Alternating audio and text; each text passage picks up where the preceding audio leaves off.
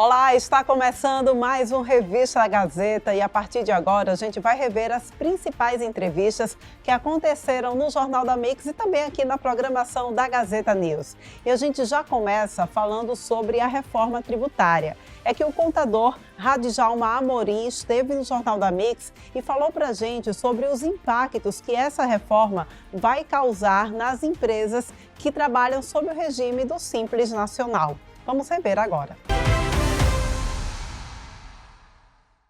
Na verdade, houve uma votação da reforma tributária de forma muito abrupta e rápida.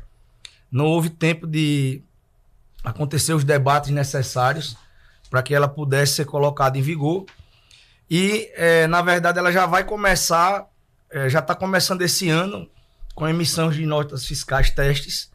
E a partir de 2026 já vai começar uma transferência do IBS-CBS na ordem de 1%. Onde vai sendo transferida essa carga do IBS da CBS saindo do ICMS, ISS, PIS e COFINS. Então já existe movimentos para que haja uma adaptação à carga no sistema da reforma tributária, sim. Você falou em notas teste, então quer dizer que quem já é prestador e quem já está fazendo essa modificação, aonde vai perceber isso? Já na emissão da nota, é isso? Emissão de notas fiscais já esse ano, empresas que vão de forma optativa se submeter a esse teste, já sim poderá emitir essas notas nesses novos modelos e a partir do ano que vem, com a transferência obrigatória da carga de 1% de ICMS, PIS, COFINS para o IBS-CBS, as empresas que não são do Simples, elas já começarão a ter essa transferência e aí isso vai ter impacto tanto no cálculo como também na emissão de notas fiscais e no envio das obrigações acessórias ao fisco. Então, as empresas já vinham na preparação para essa transição? Isso é um ponto muito importante porque o meu sentimento é que está havendo pouca divulgação em relação a isso, sobretudo para as empresas do Simples, que têm atualmente menor complexidade e menor estrutura em termos jurídicos, administrativos e contábeis. Apoio contábil, né? Exatamente, e isso vai ter um impacto muito grande nessas empresas, de modo que não vai haver uma simples mudança de carga tributária.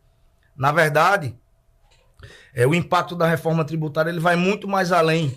Por quê? Porque isso vai influenciar toda a estrutura administrativa de formação de preço, de competitividade e de estratégia de negócio em si. Então, assim, não é uma simples mudança de carga que eu refaço o meu preço e refaço para o cliente.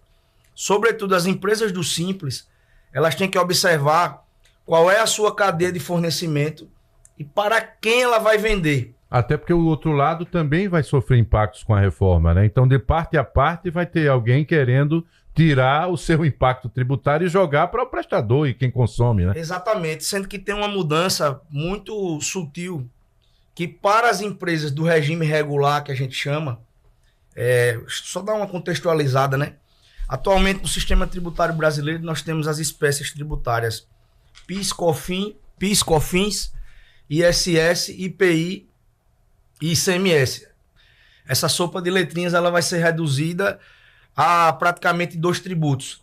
3, que vai nascer o IS, o Imposto Seletivo Novo. Então, o que é ICMS e ISS? Será o IBS, o Imposto sobre Bens e Serviços, e o que é PIS e COFINS será a CBS, a Contribuição sobre Bens e Serviços. Com essa mudança, para todas as empresas do regime regular, todo mundo vai ter um tratamento igual. Ou seja, a carga tributária entre débitos e créditos será igualitária entre essas empresas. Porém, as empresas do Simples, que estão 100% no Simples, elas terão IBS-CBS dentro da partilha da alíquota do Simples, mas a carga de créditos que será transferida será exatamente o que a empresa pagar de imposto. E hoje é diferente. Hoje, por exemplo, uma empresa do lucro real que adquire produtos de uma empresa do Simples, a empresa do Simples ela pode pagar um PIS e COFINS dentro da alíquota do Simples, sei lá, de 1%. Mas ela se credita de 9,25%. E no sistema novo, ela vai se creditar daqueles exatos 1%. que ela pagava antes. Vai ter que se adaptar também a essa... Isso pode gerar uma perda de competitividade muito grande das empresas do Simples. Por isso que ela vai ter que estudar qual é a cadeia que ela está. Eu estou dentro de uma cadeia produtiva, por exemplo, o cliente de uma empresa do Simples, ele tem interesse em tomar crédito de tributos para poder isso impactar no seu preço, que a gente chama da cadeia B2B, né? Business to business, ou seja, quem compra vai apropriar o crédito ou eu vendo para o consumidor final, cujo esse consumidor não tem interesse em tomar crédito. Então, dentro dessa situação, o legislador ele colocou uma opção para as empresas do Simples. E qual que seria essa opção? Ela está dentro do Simples, mas a gente chama de tributar o IBS e o CBS por fora. O que é que isso vai acarretar? Eu vou pagar os demais tributos federais pelo Simples, mas eu vou apurar o IBS e o CBS no regime regular, onde eu vou dar uma carga maior de crédito para as empresas que estão comprando de mim. Radjalma, então vamos tentar sintetizar aqui tudo que você falou. Na sua avaliação, então, nesse período de transição, as empresas precisam olhar para o regime tributário com mais atenção para tentar identificar se o Simples vai continuar sendo a melhor opção, é isso? Perfeito. É necessário, e aí eu faço um alerta até de cunho social, pelo fato de ser pouco divulgado isso. É necessário que haja um planejamento, mas é um planejamento estratégico de verdade, onde você vai ter que olhar qual que é o produto que você trabalha, qual que é o serviço que você trabalha, onde eu compro, qual é a minha cadeia de suprimentos, mas principalmente para quem eu vou vender e entender se dentro das simulações que eu vou fazer, estando 100% no Simples, quando a gente chama que o cálculo é por dentro, ou calcular os tributos, alguns tributos federais por dentro e o IBS e o CBS por fora, se eu vou ter competitividade de preço, se aquele meu cliente ele vai acessar esses créditos, se aquilo para ele é interessante ou não, para que eu possa ter a estratégia de, em 2027, migrar para o sistema híbrido, ou seja, calcular parte do Simples por dentro, parte do Simples por fora, diga-se, IBS, CBS no regime regular como todas as empresas,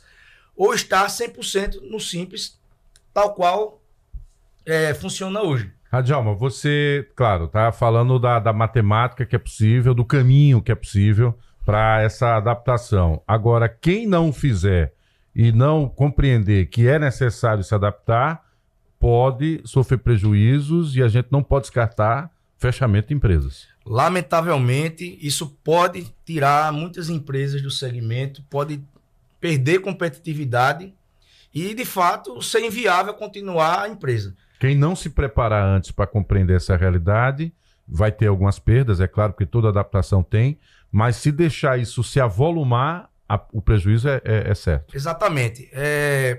Uma pergunta que todo mundo faz, né? Vai haver aumento de carga para as empresas do Simples? Veja, a nova tabela do Simples, ela já entra em vigor a partir de 2027. Uhum. Porém, não vai ter aumento de carga efetiva. O que vai haver é uma transferência de ICMS, IPI e ISS para o IBS e CBS. Mas a carga efetiva total não vai mudar. Mas, considerando que para que eu possa estar dentro do mercado, eu terei que trabalhar no regime híbrido, ou seja, apurar o IBS e CBS no regime regular com as outras empresas, pode sim haver aumento de carga. Pode ser que eu precise me reposicionar o meu produto, reposicionar qual é a persona, qual é o meu perfil de cliente. Uhum. Então isso envolve muito a estratégia do negócio. Não é simplesmente eu alterar as minhas alíquotas e repassar o preço. Eu tenho que ter uma estratégia de como esse tributo vai afetar o meu negócio em si, até a própria sobrevivência do negócio. Fundamental estar conversando com o especialista, Thaís. Verdade, as empresas que estão aí no Simples, então fiquem atentas, precisam realmente se preparar para esse período de alteração ali, substituição de impostos. são impactos que precisam ser considerados pela contabilidade, porque pode ter perda de competitividade, empresas podem enfrentar aumento em custos de serviço, então tudo isso tem que ser colocado na balança pela contabilidade. Então conte com o apoio de profissionais que podem dar esse suporte para que todos os impactos possíveis sejam analisados e o regime ali mais vantajoso seja escolhido pelo negócio. Gostaria de agradecer aqui a participação do Radjalma Amorim, ele que é contador e trouxe aqui e vai voltar, de forma resumida. Porque né? essa Com primeira certeza. aula, você sabe que sempre tem o pessoal da Deu uma aula dependência. pra gente de tributo A aqui. gente somos da dependência, nós somos da dependência. Ele vai voltar para ir mastigando cada vez mais, mas fazer esse alerta fundamental, que se a sua empresa tem esse nível de organização, ou se não teve até aqui, que precisa ter para compreender essa nova realidade, sob pena de você ser engolido literalmente pelos fatos, passar a produzir, ter prejuízo, né, na relação comercial, no dia a dia, que é isso que a gente não quer. Mas, obviamente, diante do alerta é fundamental ficar atento. Obrigado a você, Radjalma. Boa semana produtiva. Obrigado a todos aí pela oportunidade e mais uma vez deixo esse alerta. Planeje o seu negócio desde a sua concepção inicial, desde a sua cadeia de fornecimento até o seu cliente, considerando essas mudanças tributárias para que você tenha longevidade no seu negócio. Obrigado a todos. Valeu. E a gente vai rever agora uma entrevista para saber como o tarifaço de Donald Trump afeta a economia aqui do Brasil. O economista do Mato Grosso esteve aqui no Boletim Gazeta e traz para a gente essas informações. Bom dia, professor. Bom dia, Marcos, bom dia, Thaís. Um prazer estar aqui falando, agradeço o convite. Antes de mais nada, assim, a tarifa significa uma reorientação das expectativas da economia brasileira, né? Isso já está posto agora primeiro sobre o câmbio, que acho que aí o impacto imediato, né? A gente tem temporalidades distintas quando se tratar dessa tarifa. Tem impacto no curto prazo, no médio prazo e no longo prazo. Tá? No curto prazo, essa é a reorientação das expectativas. Por quê? Porque o Brasil viu uma trajetória de crescimento da economia, de aumento do mercado de trabalho, de aumento da renda média do salário, da massa salarial. Estou vendo a trajetória positiva. Isso rebate até na nossa moeda. No primeiro trimestre, o real valorizou em 12%, que foi a moeda mais valorizada do mundo. Tá? Com esse movimento, agora totalmente inesperado, a qual o Brasil, né, surgiu essa pauta internacional do nada, se podemos dizer assim, essas expectativas sobre a economia brasileira é reconfigurada, né? Se o Brasil estava nesse movimento de crescimento, movimento de boas expectativas para a economia brasileira, com entrada de capitais, com o dólar, com o real se valorizando, com a bolsa também atingindo patamares históricos, de um dia para o outro isso modifica. Desandou. Desandou.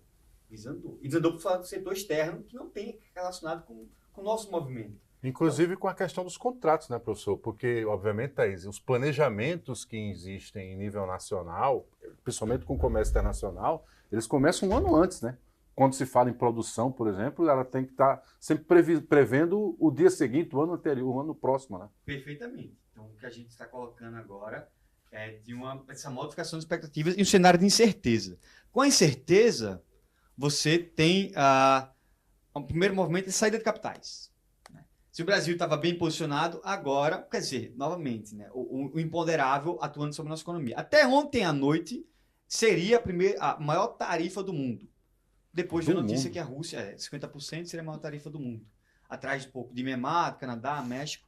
E ontem à noite veio o anúncio do Trump falando que, como se estava colocando agora, né, um pouco mais cedo, que com essa nova movimentação política dele com a Rússia, se a Rússia não parar a guerra com a Ucrânia, vai ser taxado de 100%. Então já não é, de ontem à noite para cá o cenário já muda um pouquinho. De toda forma, o Brasil se coloca agora no centro de um conflito ao qual não lhe pertence. Né? Um conflito que ele não é de seu interesse. Mas que afugenta, né, os capitais que estavam aqui circulando na economia brasileira, que estavam aqui investindo no nosso país. Esse aumento do câmbio, ele reflete, primeiramente, o aumento já foi de 0,65 ontem, tá? Subiu uma depreciação 0,65, chegando a 5,58. Isso significa uma inflação possivelmente mais elevada. Tá? Por quê? Porque aumenta esse custo de produção, como você estava colocando, Marcos. Então, se você tem contratos, se você tem já toda aquela previsibilidade, ela é reconfigurada. Aumentando o custo de produção ao produtor via câmbio, significa que o produto, tanto os insumos como dos bens finais, e aqui a gente está falando da economia brasileira, que ela exporta açúcar, que é o nosso caso, exporta soja, que é o caso da economia de Mato Grosso, exporta carne, exporta minério de ferro, né? Exporta produtos primários, importa bens tecnológicos, bens de valor adicionado, produtos informacionais, fertilizantes.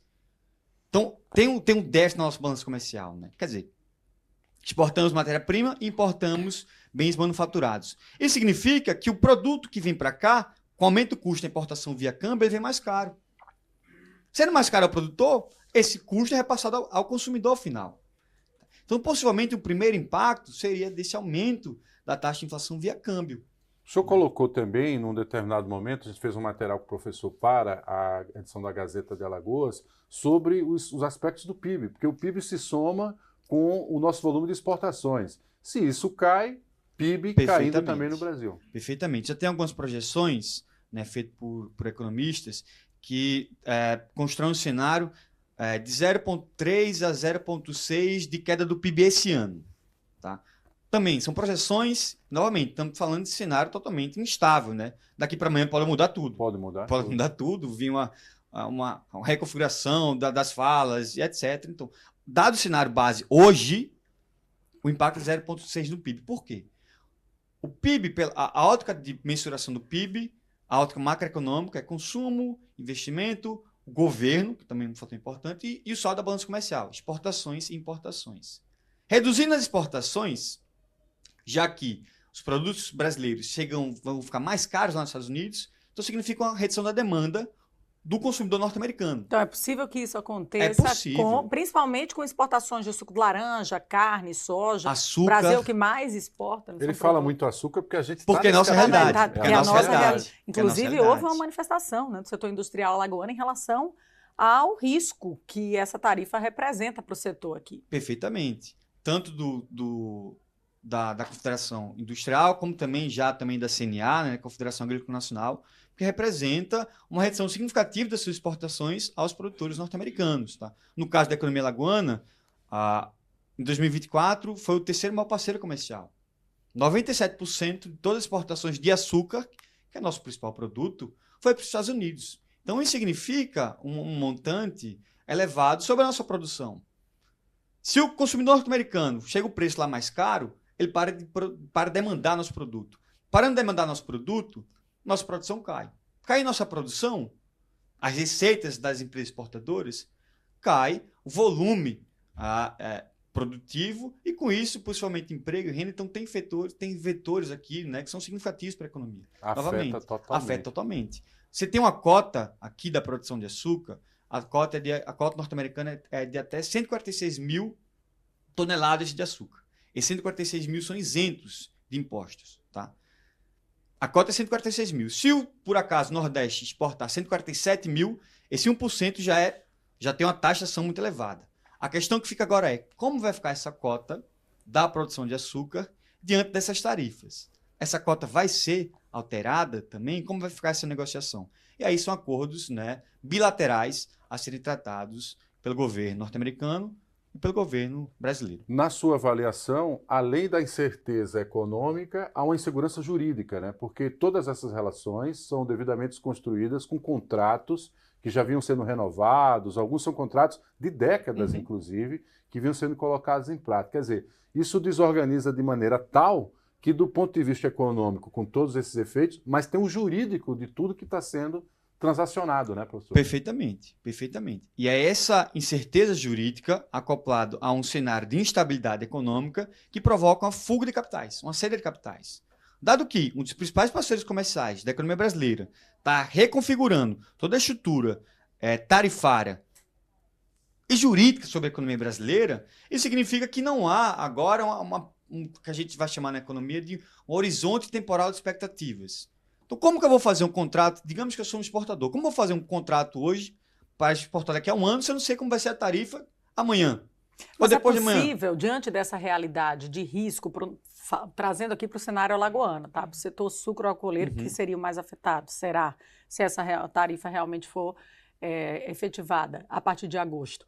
É possível encontrar outros mercados, além dos Estados Unidos, para que a demanda não diminua, a produção também não diminua e não tenha risco de demissões?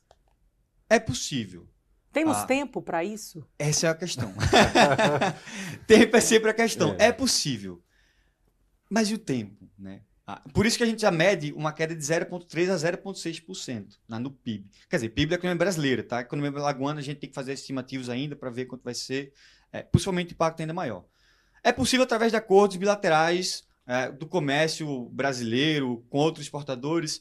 Por exemplo, a gente exporta muito para o Canadá, para a Europa, para a China. A Argélia também é um parceiro comercial. Então é possível orientar. Mas quanto tempo isso vai ser construído?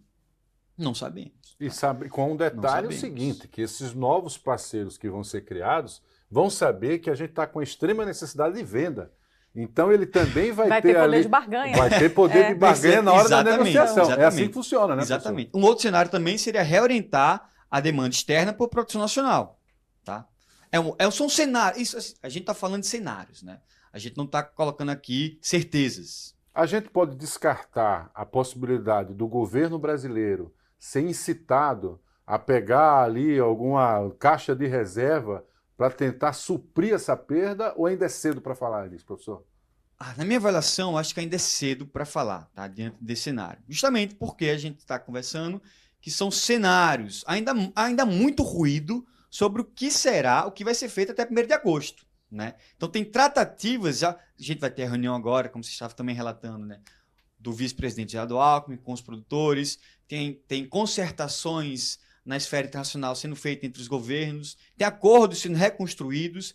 Então, lógico, todas as alternativas estão sendo pensadas. Agora, é difícil colocar que isso já é uma alternativa prioritária. Não é. A prioridade é tentar, por meio desses acordos, dessas concertações internacionais, reconfigurar algum tipo de estrutura tarifária próxima daquilo que o Brasil vem sendo atuando, que o Brasil foi vítima, né? O Brasil foi vítima de uma tarifa que não se pauta pela economia. Isso é importante colocar também, tá? A justificativa econômica do governo norte-americano, do governo estadunidense, do Trump, em todos os países, é de que aumento da tarifa é derivado de um déficit comercial com todos os países, tá? No caso do Brasil, não é verdade. Exatamente. Isso é verdade com grandes países da Ásia, com a Europa, com outros países da América Latina. No caso do Brasil, não. A gente tem um superávit, há 18 anos há um superávit da balança comercial brasileira com os Estados Unidos. Então não é economia, é política. É a intromissão na soberania nacional. Por isso que até na outra ponta afeta também. Porque esse importador que vendia o produto brasileiro e tinha lucro sobre ele, também vai ser afetado lá.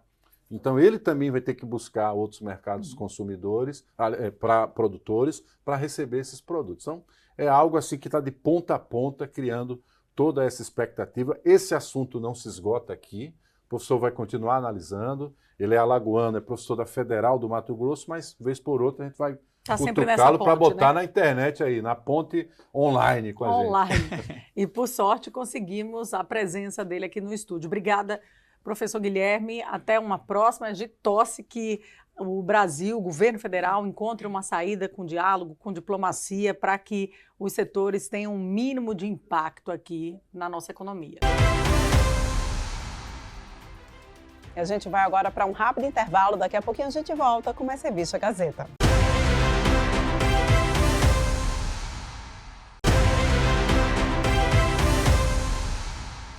Estamos de volta aqui com o Revista Gazeta e a gente já volta para falar sobre saúde e bem-estar. E a gente vai falar sobre os chás emagrecedores. Um especialista esteve conversando no Jornal da Mix sobre o uso desses produtos que são muito consumidos por quem quer emagrecer. Vamos saber mais.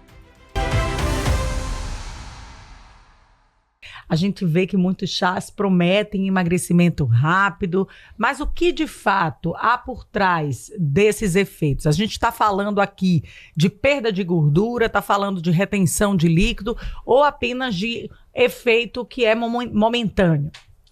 Então, nenhum alimento por si só, ele vai ter o poder de causar uma perda ou um ganho de peso. Vai depender muito do estilo de vida desse paciente, do contexto da dieta, certo? E os chás, eles vão entrar como auxiliadores, claro, acompanhando uma alimentação regrada e exercícios físicos. Eles ajudam a reter líquidos, então? Tem efeito diurético, digestivo, então eles vão auxiliar, sim, acompanhado de práticas boas de exercícios físicos e alimentares também. Agora, quando você fala que tem que observar a história do paciente, é porque cada um tem um metabolismo diferenciado, é isso? Então, além disso, nós contamos também com aquele público, por exemplo, lactantes, gestantes, crianças, pessoas que têm doenças crônicas, são esses públicos que nós devemos sempre aconselhar ter um acompanhamento. Um profissional há um habilitado. Diferencial no organismo dessas Isso. pessoas que propicia ganho de peso. Não necessariamente o ganho de peso, mas pode interferir na saúde em si. Existe uma falsa segurança, muitas vezes, pelo produto indicar que são naturais. Como é que o uso indiscriminado, por exemplo, de produtos naturais pode ser tão prejudicial quanto medicamentos? Existem realmente produtos que se dizem naturais que podem prejudicar a nossa saúde? Com certeza, principalmente aqueles que levam aditivos, conservantes. Então, eles vão se interferir na saúde do paciente. Então, realmente teria que usar como uma prescrição, uma Isso. posologia ali, Um acompanhamento. restrita pelo dia, para o dia. Isso.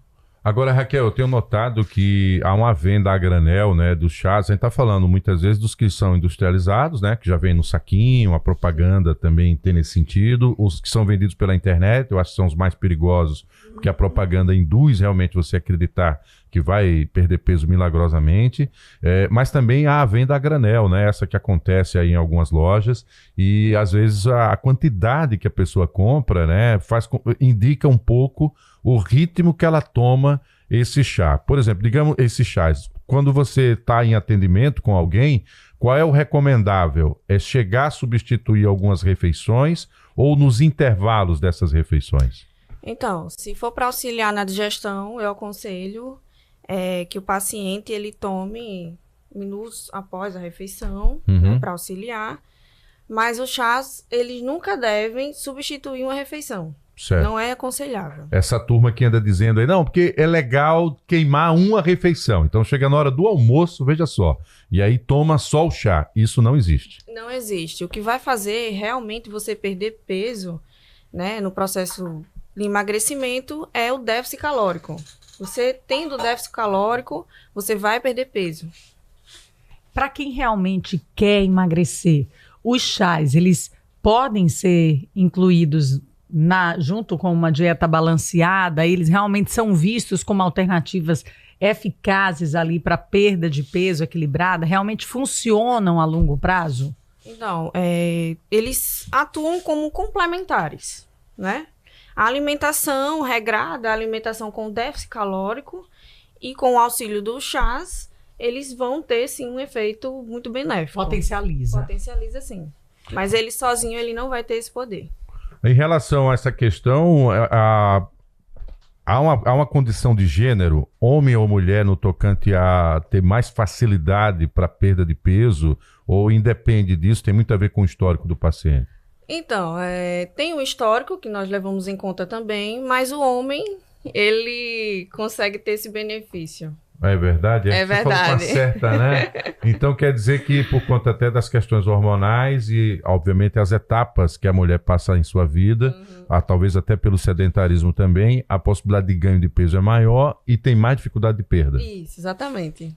Agora, Raquel, vamos tirar a dúvida, porque eu sei que entre as mulheres os chás são mais populares, né? O cavalinho, o hibisco, o chá verde, principalmente. Mas, assim, quais são... Vamos diferenciar ali cada chá, como é que eles agem no corpo Para emagrecimento, cada um tem uma função metabólica, né? Eles ajudam de diferentes formas no organismo. Mas quais são eles, os principais? Eu mencionei aqui alguns. Como é que esses chás, por exemplo, agem no nosso organismo? E para quem quer emagrecer, qual seria o melhor? Olha só, nós temos muito... Tá muito em alta agora, né? O hibiscus, o chá verde e o de gengibre, né? Vou falar sobre a contraindicação, porque aí a gente vai conseguir fazer uma escolha mais assertiva. O chá verde, né, ele é contraindicado para quem tem problemas hepáticos e renais, certo?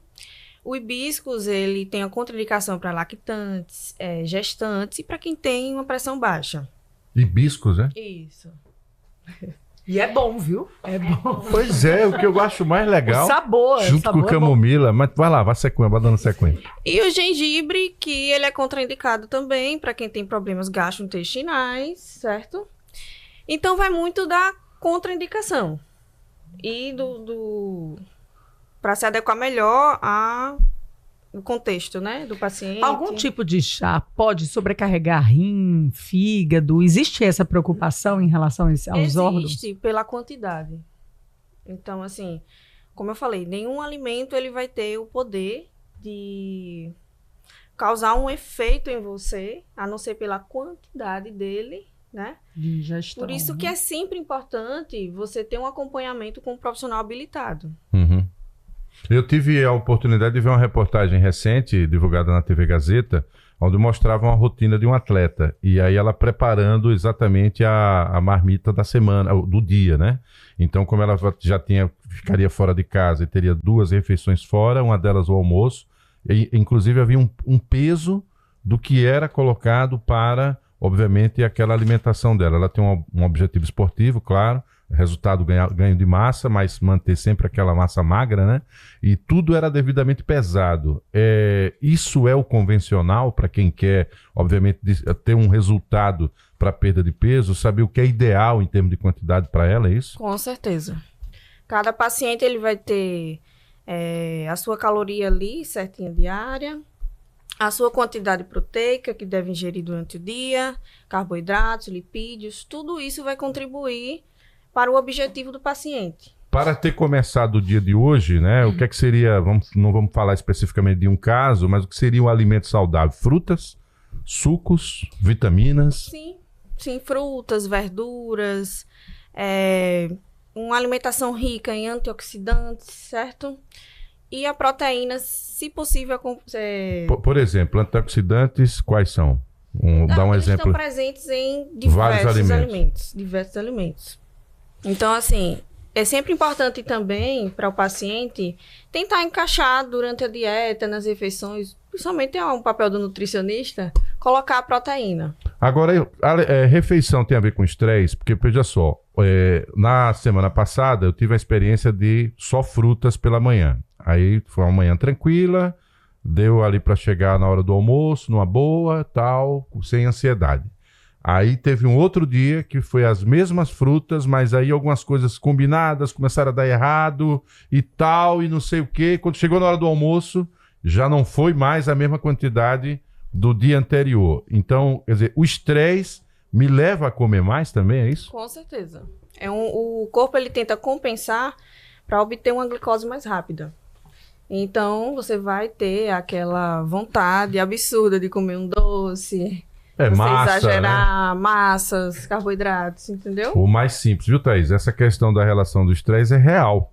Porque, obviamente, se você vai, 2 horas, 3 horas antes do almoço, você se mantendo ali equilibrada, você vai decidir com mais clareza a hora do almoço.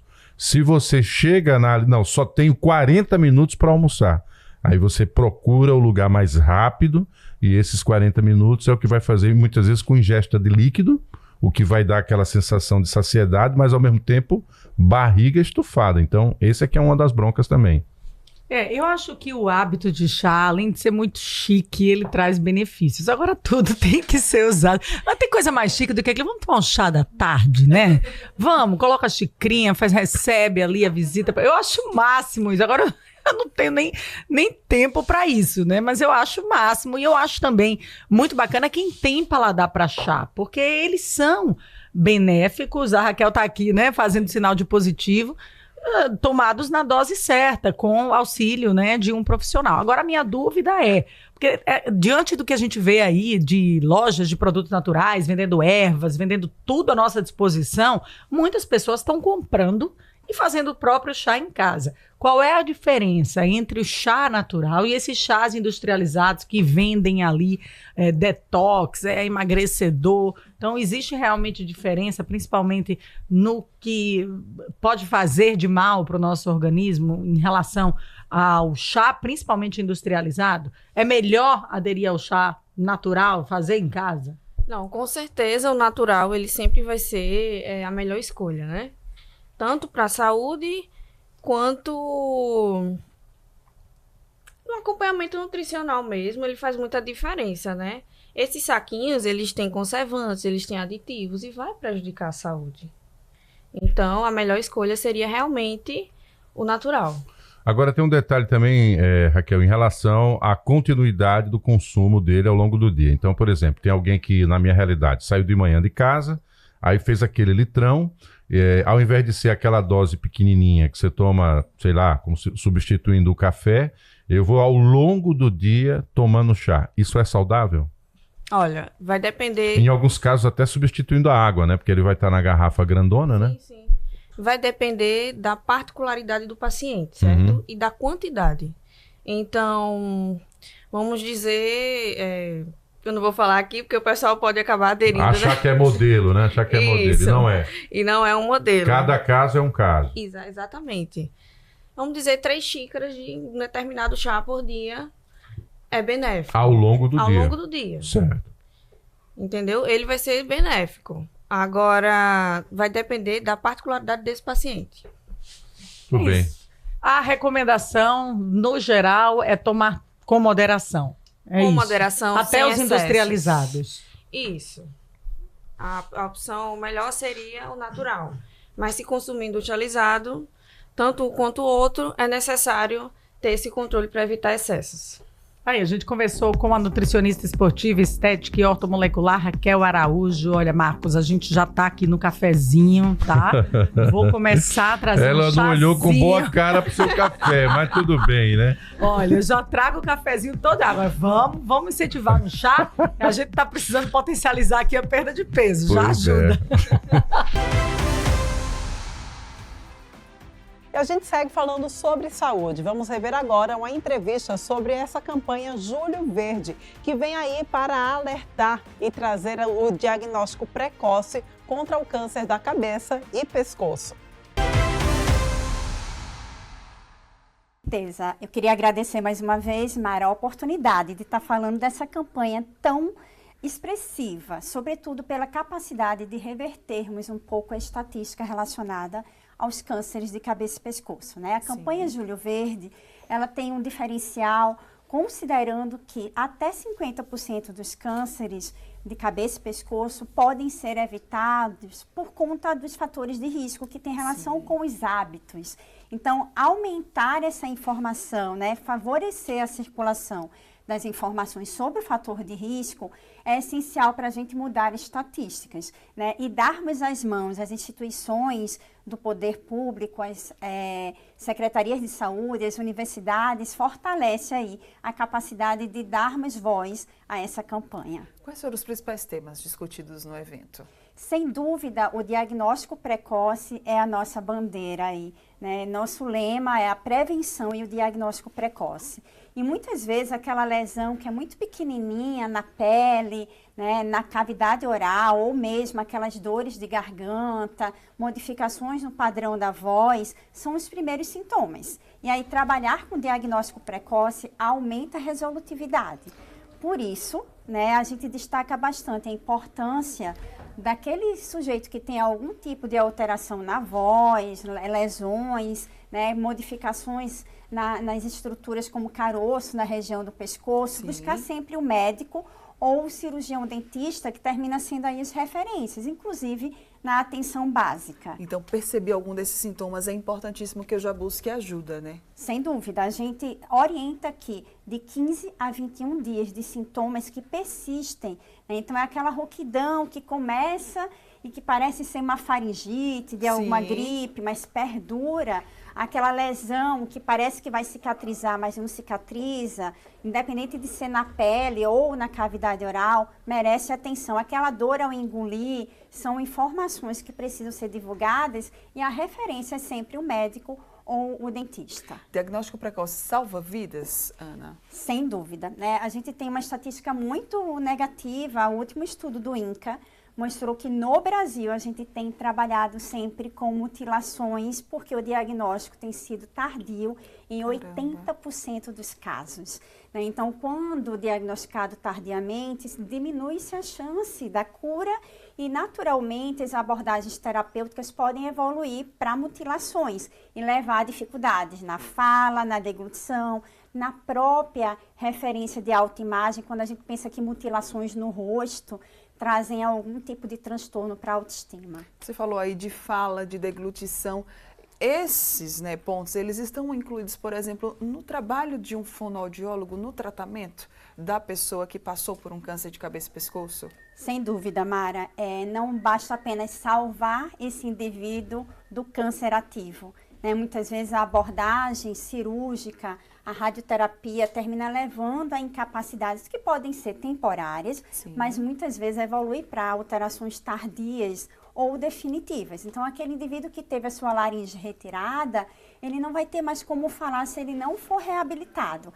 É aquela pessoa que tem um estômago no pescoço, um buraquinho para respirar, precisa muitas vezes de algum dispositivo para melhorar a sua respiração. Então, a reabilitação fonoaudiológica é importantíssima para darmos voz às pessoas que ficaram com algum tipo de deficiência pós-tratamento de câncer de cabeça e pescoço. E Ana, na sua opinião, né, esse trabalho que os profissionais desenvolvem durante essa campanha do Julho Verde realmente tem surtido efeito? As pessoas elas têm se conscientizado mais? Sim. Há 10 anos existe a campanha Julho Verde com essa motivação, né, de divulgar informações. E a cada vez que a gente entende que alguém veste a camisa da causa, a gente consegue falar sobre o uso do tabaco, independente de ser, inclusive, o cigarro eletrônico, que hoje termina sendo uma grande dificuldade de prevenção por conta do público mais jovem, a importância da vacinação do HPV para proteger, né, em relação à infecção na cavidade oral e nas estruturas laríngeas. Então, existe hoje forma de prevenir, né? Mas para aqueles que, por acaso, caminharam com lesões e com diagnóstico, sempre é tempo de pensar que há o que se fazer. Basta que o diagnóstico seja precoce e aconteça, na sequência, uma reabilitação adequada. Vamos reforçar aqui o alerta em relação aos fatores de risco, né? Para que você aí fique bastante atento e passe, então, a mudar seus hábitos, se for o caso, e, é claro, buscar priorizar mais a sua saúde. Com certeza. Inclusive, eu trouxe aqui um dos nossos materiais. Eu convido aos interessados a entrarem na página da CBG. O nosso material é super didático e a gente tenta fazer com que ele circule, independente de ser impresso ou digital. E a gente tem, inclusive, informações sobre fatores de risco. Então, hoje a gente considera que exposição ao sol, né, em horário inadequado, sem proteção solar, a questão da vacinação do HPV no público mais jovem, a questão da exposição ao tabaco e à bebida em excesso, são fatores que hoje podem ser evitados, além, né, de uma alimentação adequada, a prática de exercícios, que são lemas aí também para a questão da prevenção. E, naturalmente, hoje a gente também discute que a prevenção é motivo aí de inspiração quando a gente pensa, né, na chance de modificar os desfechos clínicos. Muito bem, para a gente fechar então, Ana, vamos lá deixar aquela mensagem para quem está nos assistindo sobre essa campanha tão importante. Até dia 8 de agosto, quando a gente tem aí a campanha do câncer de pulmão, e aí as relações são muito íntimas, porque os fatores de risco são muito próximos, a gente segue com a campanha Julho Verde, com pautas que podem ser, inclusive, divulgadas de uma forma geral. Basta entrar no nosso sistema e compartilhar as informações que são de várias naturezas. Muito obrigada mais uma vez pela sua participação aqui junto com a gente. Parabéns sempre, viu? Obrigada mesmo. Sempre bom demais tê-la aqui.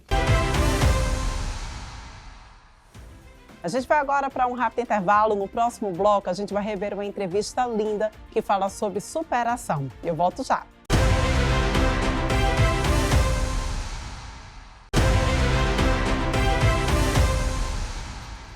Estamos de volta aqui com Revista Gazeta. Lembramos que vocês podem acompanhar essas e outras entrevistas através dos nossos YouTubes, tanto do Jornal da Mix quanto da Gazeta News. E olha só, gente, vamos agora rever uma linda história de superação que se transformou em um livro. O livro Além do Olhar, que fala sobre luta, superação e inclusão. A gente rever essa entrevista agora. É um prazer. Prazer nosso de recebê-la. Obrigada pela sua participação aqui junto com a gente. Obrigada a todos que nos assistem. Gente, isso aqui é o meu bebê. Tá? É o novo bebê, né? Você já está aqui acompanhado das outras. E assim, realmente é um livro de superação, tá? Porque nós, pessoas com deficiência visual, somos 5,6 milhões de brasileiros com deficiência. Só, né? E desses 5,6 milhões, 5 milhões somos nós com visão subnormal. Por isso que eu trouxe a Jurema, é o nome da minha bengala. Girlene Jurema, Jurema. Essa bengala diz assim, que eu não enxergo de longe. De perto, por exemplo, essa distância que eu estou de você, eu não enxergo os seus detalhes, sua boca, seu nariz, mas mais perto eu enxergo. Então, assim, quando vocês viram uma bengala vermelha, diz que aquela pessoa tem visão subnormal. Certo. Ela não é cega, mas ela precisa de ajuda. No caso, essa verde, né? Essa verde. A branca significa que não enxergo nada. E a branca e vermelha significa que eu não enxergo nem escuto. Caramba, e a gente não tem nem ideia, muitas vezes, disso. Olha como esses detalhes, eles já podem ajudar, né, na inclusão, que a gente fala tanto, não é, Girlene? É sobre isso que, além do olhar, fala, sobre inclusão. Sabe, eu sempre fui uma mulher que eu me senti invisível, tá? Que eu achava que a minha limitação de visão, eu não ia chegar a lugar nenhum. Né? Me formei, fui dentista, escondi de todos que eu tinha visão subnormal, porque quem iria para um dentista que tinha visão subnormal? Sim. Escondi de todos, e há um ano atrás eu estava num movimento que até a Rota Empreendedora, onde tinha vários empresários, e me estimularam a falar um pouco sobre a minha jornada como empresária, né? E nessa minha jornada como empresária eu comecei quando eu 6 anos de idade, fui diagnosticada com visão subnormal. Até 6 anos de idade eu não tinha óculos, eu não tinha nada, tinha 29 graus de miopia. Não sabia o que estava acontecendo, né, com você. Entendeu? Só que hoje eu sei que a minha limitação visual é a minha missão, tá? É a minha força, é a minha coragem. E aqui está um resumo de tudo. Eu sofri bullying a vida toda. Até 15 anos de idade eu não tinha nome. Meu nome era Ceguinha, 4 olhos, magrela, eu nunca tive um nome, né? E agora, com 62 anos, eu me sinto viva, eu me sinto não mais invisível. Sim. É tanto que eu estou aqui com você, Mara. E eu quero que vocês que têm visão subnormal, que vocês, mães, pais que têm filhos com visão subnormal, não os trate como uma pessoa só deficiente. Eu sempre digo, eu sou deficiente. Eu sou diferente, mas eu sou capaz. Sim. Então, assim, tratem como uma pessoa capaz. Nós somos capazes. Hoje tem vários auxilióticos. Por exemplo, eu não vejo preço de rótulo de supermercado, bula de remédio, mas eu tenho em casa uma lupa, eu tenho um telescópio, eu tenho o meu auxílio da minha bengala, o auxílio das minhas bengalas humanas. Eu tenho anjos, né? Como aqui. A Gazeta News me dá essa oportunidade para falar sobre a visão subnormal, para falar que tem a lei de inclusão, mas será que ela existe na prática? Exatamente. Né? A gente precisa que alguém chegue perto da gente. Você quer um copo d'água? Você quer um café? Porque eu não sei onde tem. É difícil. Nesse mundo digital, quando todo mundo fala de conexão, como que eu vou fazer conexão, Mara, se você não chegar até mim? Se eu não estou vendo você? Se eu não estou vendo onde é que estão as minhas filhas, não estou vendo. É difícil para a gente que tem visão subnormal. E foi tudo isso, Girlene, que te inspirou a escrever esse livro, né? Eu falo condensar porque não tem como, né? Acho que são tantas coisas que a gente vive, não tem como colocar tudo, né, nessas páginas. Mas a condensar um pouquinho dessa tua história, da tua trajetória? Foi muito choro, tá? Mas isso aqui foi feito, a princípio, para ser um livro para empresárias. Mas quando eu comecei a escrever, foi uma cura para mim. Né? Esse livro, eu digo que a escrita cura. Porque foi escrevendo esse livro que eu comecei a usar minha bengala, que eu tinha vergonha. Muita vergonha de dizer que eu era incapaz, que eu era deficiente. Então, assim, e depois que eu escrevi esse livro, muita gente diz, você é luz, você precisa falar, as pessoas precisam lhe ver. Aí agora eu não tenho mais vergonha, muito pelo contrário. Hoje eu me sinto bonita, que eu me sentia feia. Hoje eu me sinto bonita, eu me sinto viva, eu me sinto visível, eu estou vendo que as pessoas me veem. Então, assim, esse livro, eu tenho certeza que nem que seja uma única pessoa que lê, vai curar. Porque não é só a limitação visual, qualquer que seja a tua limitação. Ela pode ser uma missão, ela pode ser eu digo que foi o meu como diz assim, o foguete, a propulsão do foguete. Sim. Foi essa a minha limitação. O famoso pontapé, né? Quando a gente isso aqui foi o meu pontapé. E como foi que surgiu a ideia, hein, do livro? Foi através desse evento que você estava falando aí que você acabou encontrando ali com outras empreendedoras, empresárias e todo mundo. Vamos contar a sua história? Foi. Nesse evento, a idealizadora desse evento é a Mayara Marinovic. Né? Ela é rota empreendedora. Ela une várias mulheres de vários nichos e todo mundo quer escrever suas histórias. Quem é que não tem uma história de superação? Todos nós, né? Então, se ela queria que eu falasse sobre como que eu, uma mulher com visão subnormal, me formei, sou dentista, fiz especializações. Hoje, no meio desse caminho, eu fiz uma cirurgia no olho para melhorar a visão, aí perdi mais ainda. Então, hoje eu não exerço a minha profissão. Como é que eu superei isso? Ela queria saber. Sim. Aí, como ela tem uma editora, chama Editora Legado, aí ela disse, você não quer escrever um livro sobre empreendedorismo? Eu digo, eu vou. Até porque eu sou mentora de estudante de odontologia, de dentista também. Eu digo, eu vou. Só que aí, quando eu fui escrever o livro, não é sobre ser empresária só. É sobre superação. Pode até ser clichê, né? Mas na Bíblia Jesus diz, no mundo tereis aflições, mas tenha bom ânimo. Verdade. E eu sempre estou... O povo diz que eu vivo rindo. Eu vou chorar para quê? Eu sempre digo que nem... A gente também não precisa ver tudo, né? E, Girlene, expectativa para quarta-feira, lançamento, né? Aí todo mundo vai poder, então, ter este livro, ter a tua história e te conhecer ainda mais.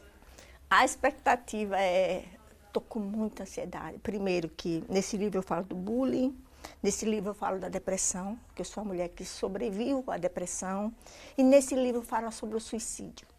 Né? Eu fui uma pessoa que muitas vezes quis desistir, entendeu? E são assuntos que eu nunca expus para a minha própria família. E você colocou no livro, coloquei no livro e eles vão estar lá. Então, assim, eu não sei qual será a reação da minha família, nem dos meus seguidores, nem de ninguém. Mas isso aqui foi cura para mim. Então, assim, se foi cura para mim, pode ser que seja cura para alguém, né, Mara? Com certeza, então, com assim, certeza. Estou feliz de conseguir pôr aqui um pouco do que eu senti, do que eu sinto.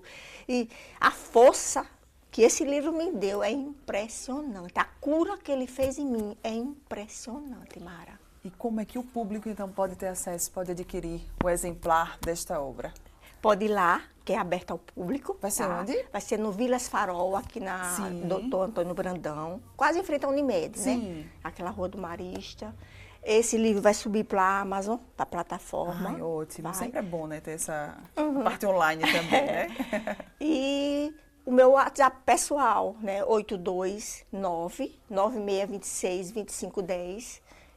Eu mesmo respondo, eu mesmo falo, eu gosto de ter esse contato, né? Entendeu? Porque A gente que tem deficiência visual, a gente gosta desse contato, sabe, desse aconchego. Sim. Grande mensagem que você quer passar para o público, para todo mundo, né? Aqui através de Além do Olhar.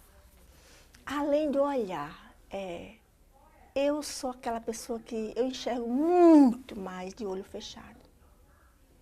Os cheiros, as vozes. Eu fui odontopediatra por muito tempo. Se eu de olho fechado, eu consigo saber se o choro da criança é de medo, se é de birra, se é de dor. Então, enxerga o mundo de outro jeito. Olhe para as pessoas que têm a deficiência e pense assim, ela é diferente, mas ela é capaz. Tá? Além de olhar para aquelas pessoas com deficiência, que têm depressão, que sofreu bullying, mas que consegue. Veja além disso, né? Porque não se faça de vítima, porque 90% dos empresários que eu conheço que são, como a gente fala, que se superaram, tiveram uma grande perda, tiveram que superar algo muito grande. Então, eu digo para vocês, se superem, olhem para dentro de vocês, fechem os olhos e vejam além do olhar. Vejam com os outros sentidos. Coisa linda. Muito, muito linda. Obrigada pela sua participação Mara. aqui junto com a gente. Que honra tê-la aqui. Obrigada mesmo, tá? Por partilhar um pouquinho. Esse sorriso, Ai, obrigada. E o Jornal da Mix também abordou uma entrevista que trata sobre a vistoria cautelar em veículos seminovos. Você sabe a importância desse tipo de vistoria? A gente vai rever agora uma entrevista esclarecedora. Vamos acompanhar. Bom, a vistoria cautelar é uma inspeção, nada é uma inspeção detalhada do veículo. Com ela você vai ter várias informações.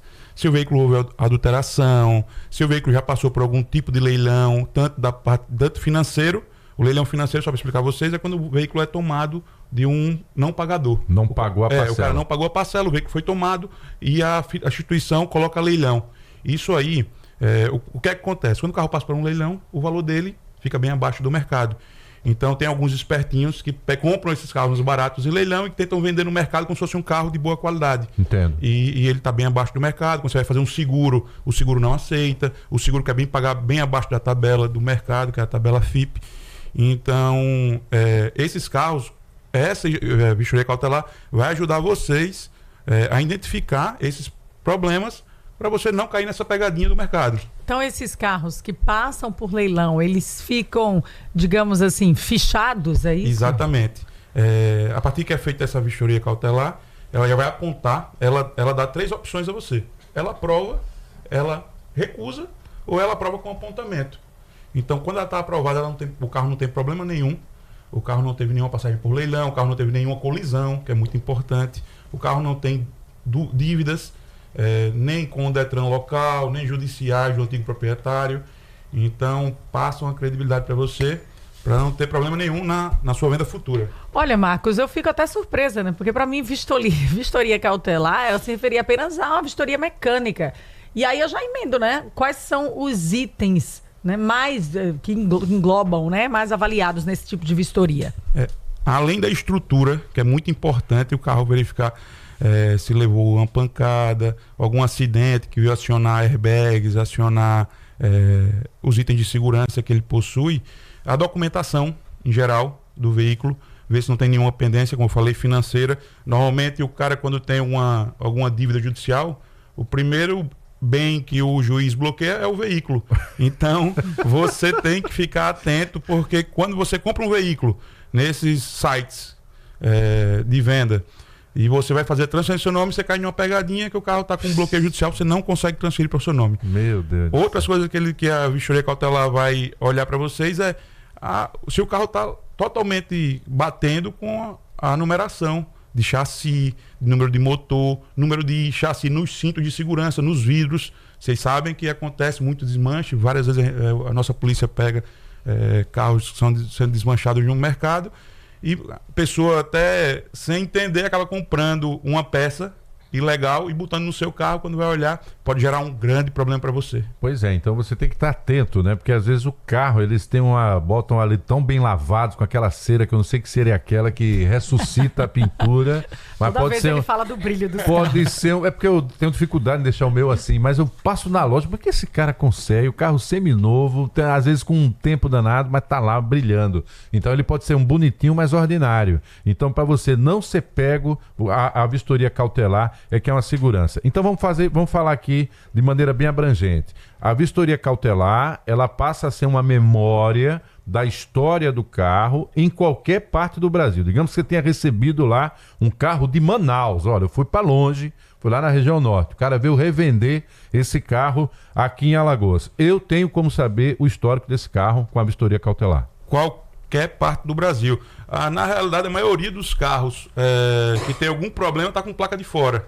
Normalmente... Olha o macete aí. Normalmente, quando você vê aquelas letras diferentes do que a gente está acostumado a ver aqui no nosso padrão, pode ser que o carro veio de fora, se veio de fora tem algum problema. Ou o cara viajou, veio morar em Maceió, veio passear e gostou e veio morar em Maceió, ou o carro veio através de algum sinistro, algum leilão, que o carro acabou sendo leiloado e acabou vindo parar aqui no estado de Alagoas. Para isso, pessoal, vai em lojas de confiança. Vou vender um pouco meu peixe agora. Você já botou confiança no nome, né? É o grupo Confiança, né?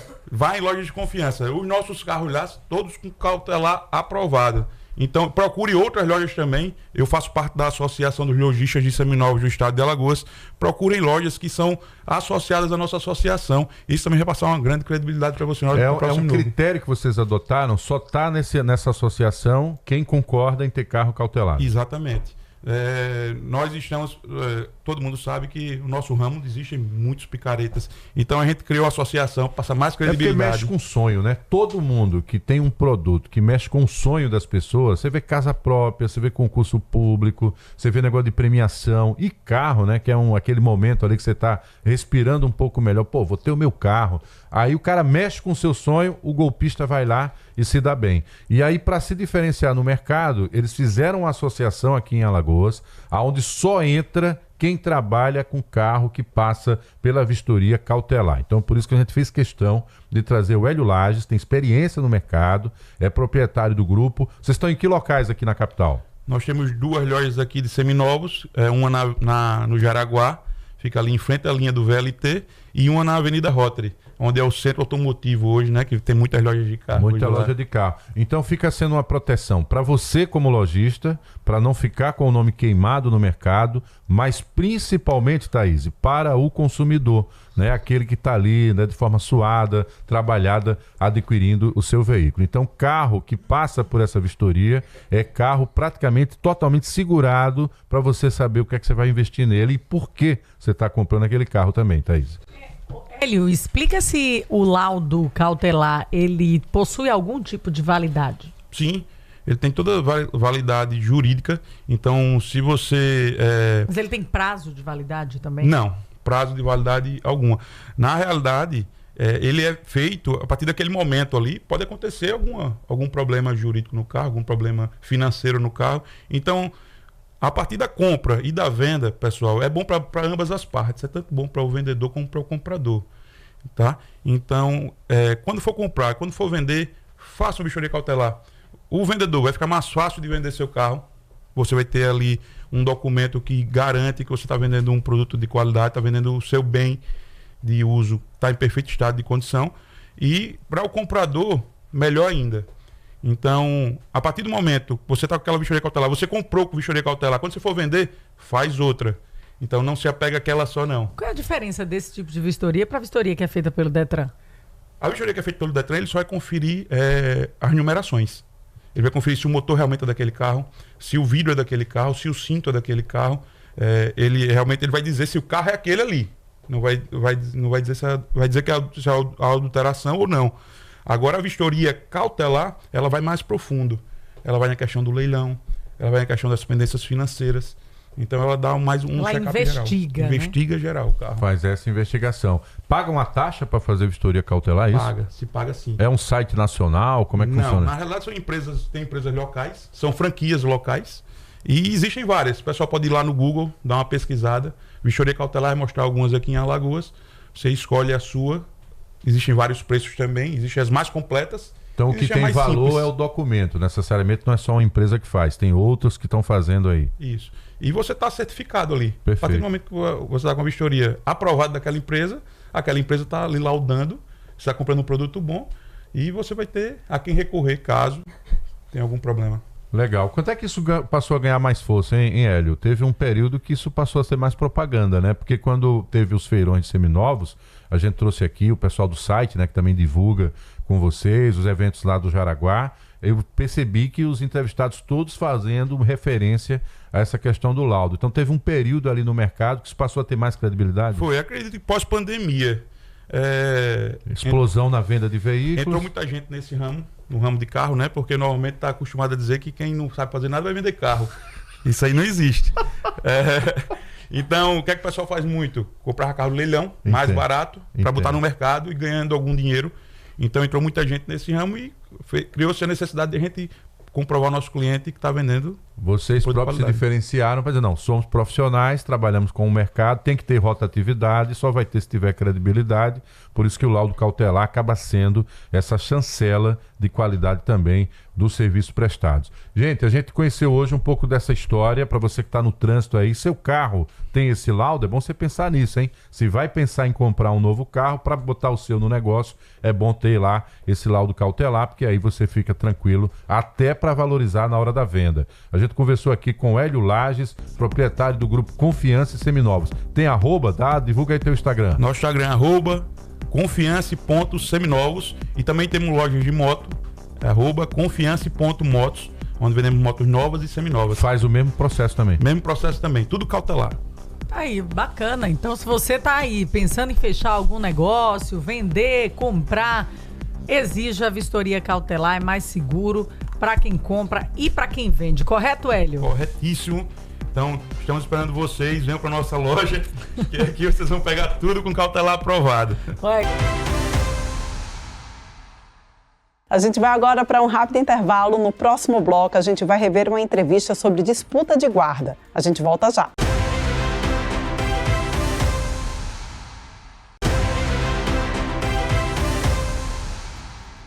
Já de volta aqui com Revista Gazeta, revendo as principais entrevistas que aconteceram no Jornal da Mix e também aqui na Gazeta News. E nos últimos dias, o assunto disputa de guarda envolvendo o filho da cantora Marília Mendonça ganhou uma grande repercussão na mídia. E um advogado explicou aqui no estúdio da Gazeta News todas as dúvidas a respeito disso. A gente vai acompanhar essa entrevista agora.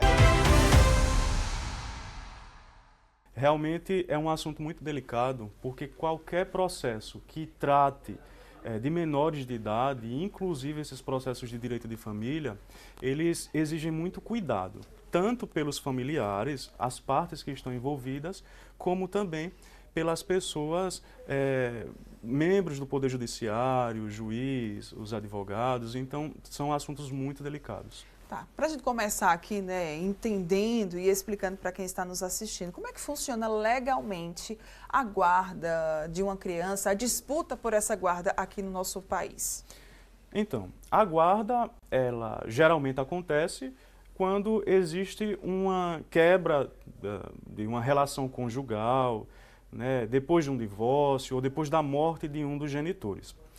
E aí, geralmente, existe culturalmente a ideia de que a mãe ela fica com a guarda da criança, a criança fica com a mãe, mas em muitos casos o genitor ele não quer, né? Ele quer ficar com a criança, ele não aceita isso.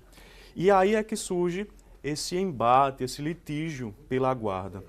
Geralmente há um processo de guarda, a guarda deve ser compartilhada, em regra, a não ser que hajam motivos que impeçam que essa guarda seja compartilhada. Uhum. É importante muito a gente frisar, Mara, que a guarda é diferente da convivência.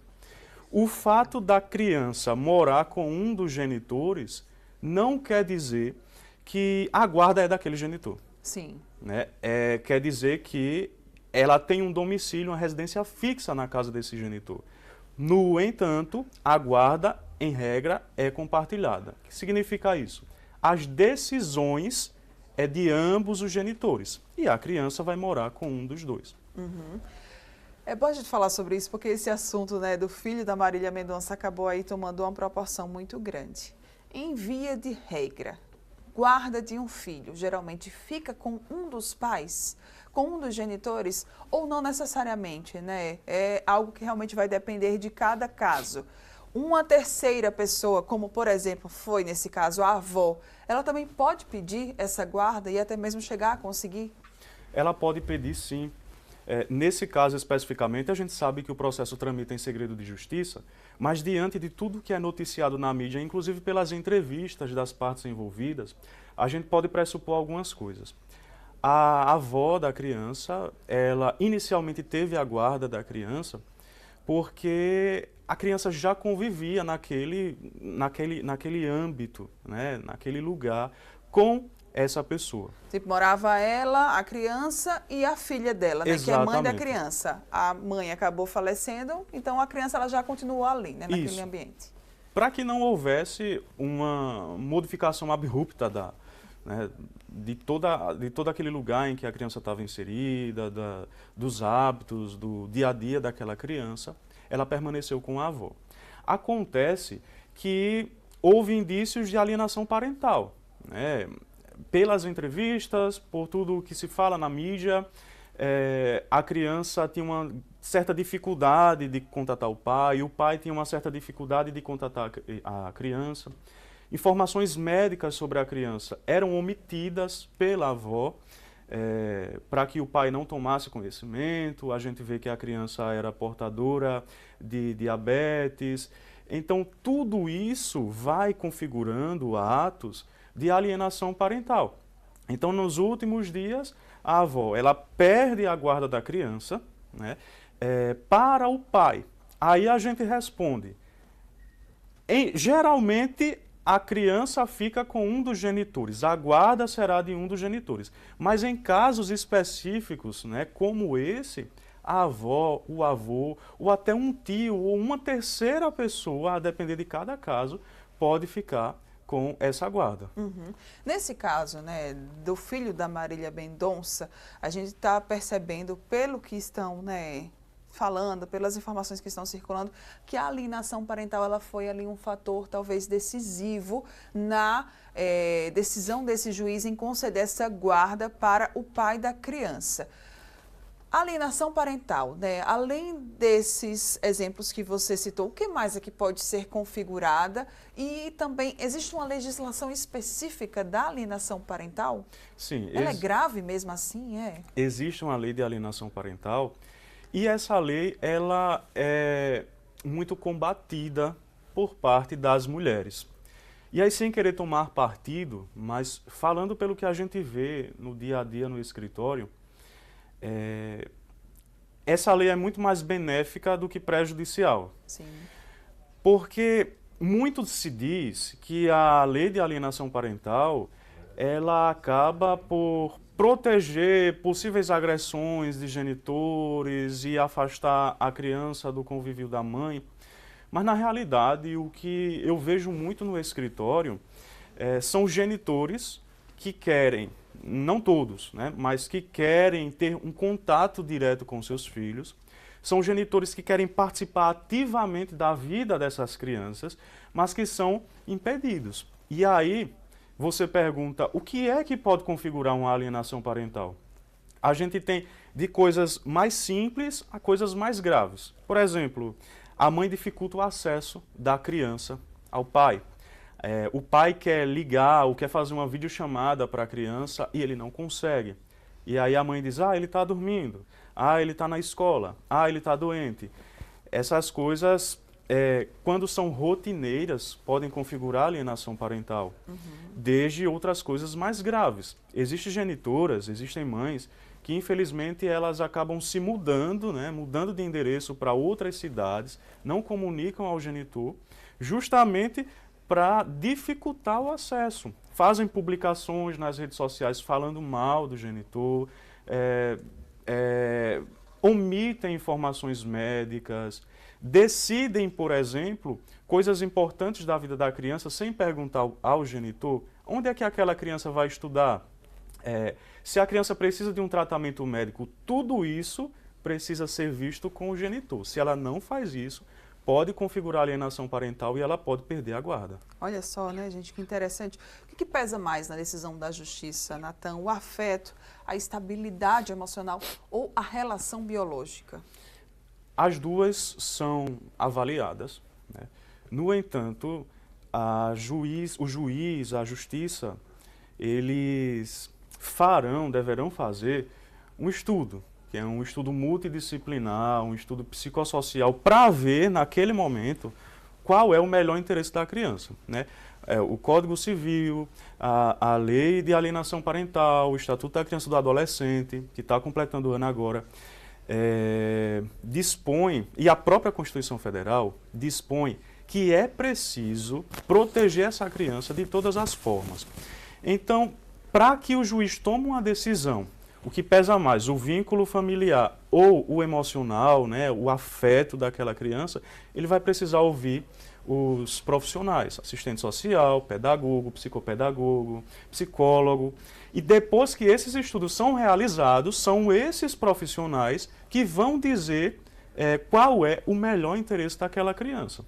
Tanto que é preciso que o advogado das partes esteja atento a isso, porque uma criança, ela não pode, por exemplo, ser levada a uma vara, a uma sala de audiência, para o juiz dizer com quem você quer ficar. O juiz não pode perguntar isso, né? Existe um lugar, ou deveria ao menos existir, para que haja uma escuta qualificada por profissionais qualificados, e esses profissionais é que vão dar o seu parecer, né? Então, há casos em que o vínculo sanguíneo vai pesar mais. Há casos em que o vínculo afetivo vai pesar mais. Mas é importante a gente estar atento para ver o que vai ser melhor para essa criança. Você falou do ECA, né? Que inclusive a gente estava até conferindo uma reportagem que ele fez 35 anos agora no dia 13 de julho. O que é que o ECA diz em relação, né, a esse assunto da guarda da criança? O bem-estar da criança, né? A gente vê muito que o Estatuto fala sobre isso. Deve sempre prevalecer? Sim, o Estatuto da Criança e do Adolescente é uma norma que provém da Constituição, né? Então é uma norma constitucional, é extremamente importante em todas as decisões. Envolvendo crianças, adolescentes, jovens, o ECA é levado em consideração. E ele basicamente vai repetir aquilo que a Constituição já fala. Existe o melhor interesse da criança, existe uma proteção integral dessa criança.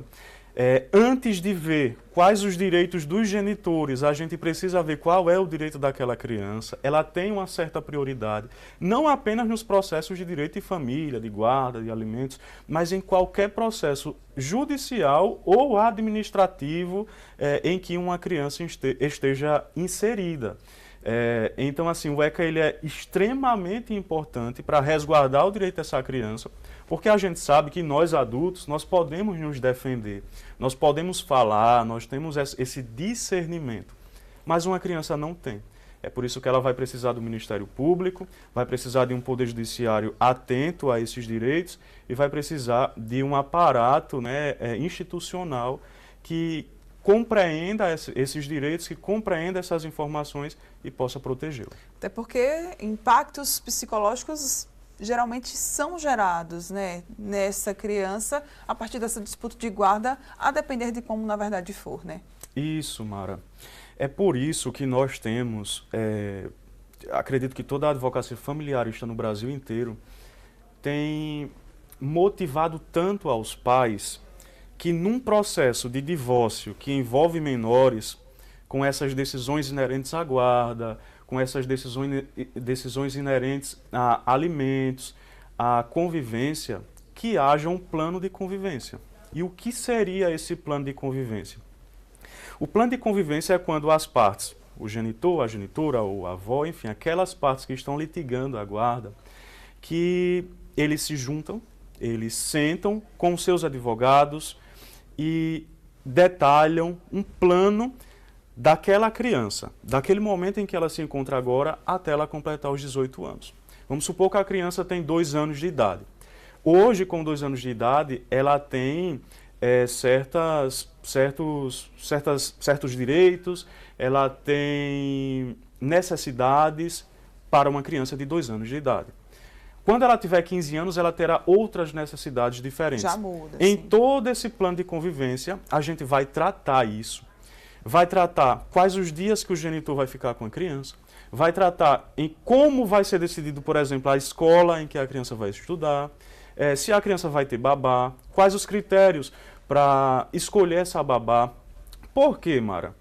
Porque é muito melhor que eu, como pai, e a mãe, elas escolham, elas decidam a vida da criança, do que um terceiro, que vai ser o juiz e que não conhece, que não sabe a realidade daquela criança. Então, qualquer pessoa que chega no escritório para fazer uma ação de divórcio, de guarda, a gente tenta, de todas as formas, motivar esse plano de convivência, que é, no meu entendimento, o melhor para a criança. Para a gente fechar, né, o que é que os pais, ou até mesmo as partes que vão disputar uma guarda judicial de criança, eles devem saber? Há espaço, né, ali para acordos, para mediação, para conciliação?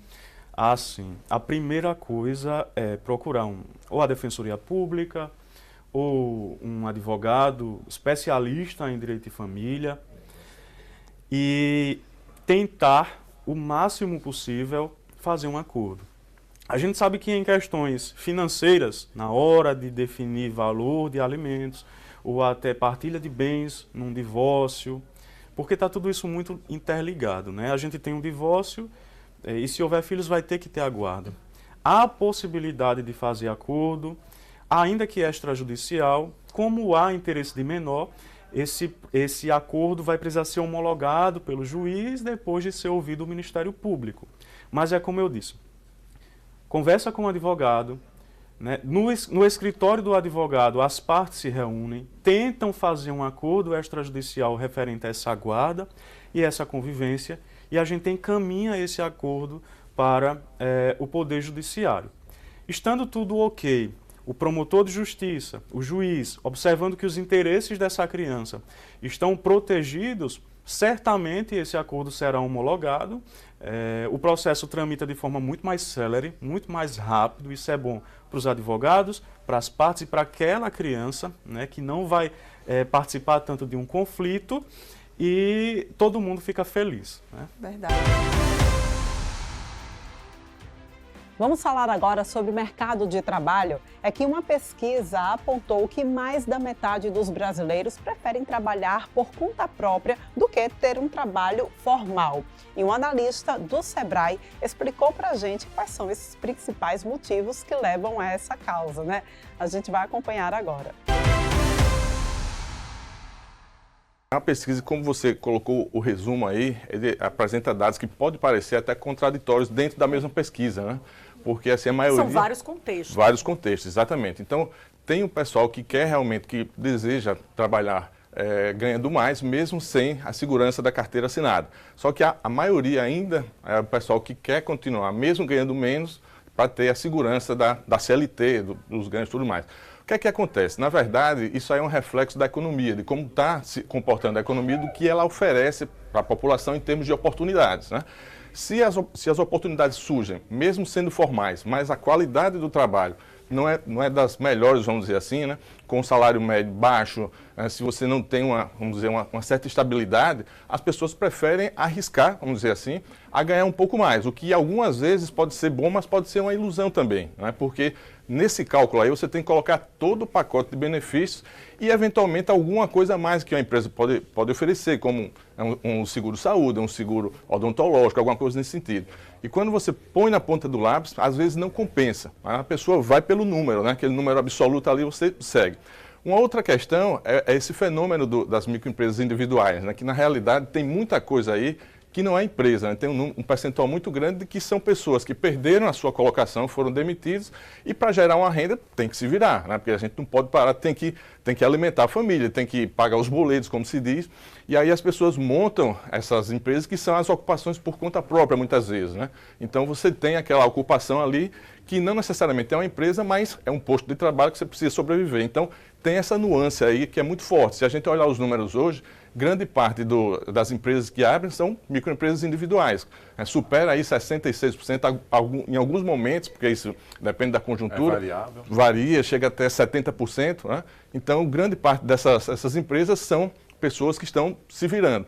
E ainda assim, dentro do mercado de trabalho formal, tem um outro número que é preocupante, que é a taxa de informalidade das pessoas ocupadas. Então veja que é o tipo de trabalho que você está ali, mas é escamoteando alguma coisa. Então, durante o tempo, às vezes ele considerou o bico só como bico e não viu que era trabalho. E aí, de repente, ficou só com o bico e não procurou a formalização, com a ideia de que vai ser tributado, de que vai ter que pagar mais e, consequentemente, ganhar menos. Tem que ter um detalhe que tem que ser dito com muita clareza. Quem vai trabalhar por conta própria vai ser responsável pela a realidade social do seu trabalho e pelas pressões de mercado, né? Isso. Porque do mesmo jeito que no mês que ele saiu e começou o negócio era o mês de boas vendas, tem também um período de baixa do próprio mercado. E como se ajustar? É aí onde o Sebrae vai dar uma orientação para que esse empresário ou microempresário compreenda mais ainda a realidade do mercado que ele atua, né? Exatamente, Marcos. Você colocou um ponto fundamental aí, porque, por exemplo, tem os períodos de entre-safra, vamos dizer assim, no mercado de trabalho, né? Que, por exemplo, é o período, dependendo do serviço que você presta, entre Natal e o início do ano, depois do Carnaval e tal. Muitas vezes, dependendo do serviço que ele contrata, tem uma diminuída grande aí. Então, se você não acumulou durante o ano inteiro uma reserva para esse período, você vai passar justamente naquele período ali uma privação, uma redução da sua renda, do que entra como faturamento para a sua empresa, para a sua família, que vai lhe deixar numa situação apertada. E essa questão que eu tinha falado da taxa de informalidade em Alagoas ainda ser muito alta, de 46%, né? Então isso preocupa bastante, né? Porque é aquele tipo de trabalho, aquele tipo de empresa mesmo, que ela tem uma fragilidade institucional muito grande. Então, sim, né? A gente tem que orientar essas pessoas a fazerem esse planejamento, tá? Para os 12 meses e até colocar 14 meses aí com a economia durante cada mês, para que você tenha essa poupança, vamos dizer assim, de uma emergência, de um médico, ou mesmo que você queira fazer uma viagem com a família. Tem que ser do mesmo faturamento. Então tem que botar na ponta do lápis se a empresa vai faturar isso tudo, ou então assim, você conseguir várias outras atividades para ir complementando. Então uma coisa não necessariamente substitui a outra. E isso, mais uma vez, tem a ver com a dinâmica da economia, né? Porque tem uma relação aí, não quer dizer que é causa e efeito, mas tem uma relação da taxa de desemprego com o aumento do surgimento de número de microempresas individuais e até de algumas microempresas também. Então, a gente tem que estar ligado nesse movimento do mercado para não acontecer o que você colocou muito bem lá. Para não tirar dos responsáveis de políticas públicas a responsabilidade de planejar, né? Porque você pode dizer assim, não, aqui é com o empreendedor, é com o cidadão, tem que se virar e tal. Em uma certa medida, sim, a gente tem que ter o nosso estímulo, né, nosso apetite para faturar, para correr atrás e tudo mais. Mas se isso tudo não é suficiente para cobrir o mínimo de saúde, de educação, etc., tem alguma coisa faltando. E nesse momento as políticas públicas têm que cobrir esse vácuo aí. Vamos destacar essa parte da pesquisa que traz o dado de 31% que preferem trabalhar sem carteira assinada se ganharem mais. Aí, na sua visão, Fábio, isso pode aumentar a informalidade? Existe esse risco? Existe esse risco, Thaís. Agora, é aquela coisa, né? Se dentro dessa possibilidade você tem um terço aí, né, no mercado de trabalho que prefere arriscar, a gente pode ver também como um sinal positivo, né? Mas aí você tem que ter uma estrutura da economia que também dê suporte para essa pessoa crescer mais. Que estrutura seria essa? É um acesso ao crédito mais facilitado, menos burocratizado, mais barato e de longo prazo, com menos exigência de garantia, de burocracia. É você ter uma estrutura de suporte, né, como o Sebrae e os outros ainda dão, mas que a gente ainda é pouco, vamos dizer assim, né, para o universo de empresas e de demandas, mas que esse serviço presta para a comunidade. A gente precisa ter outros tipos de serviços também.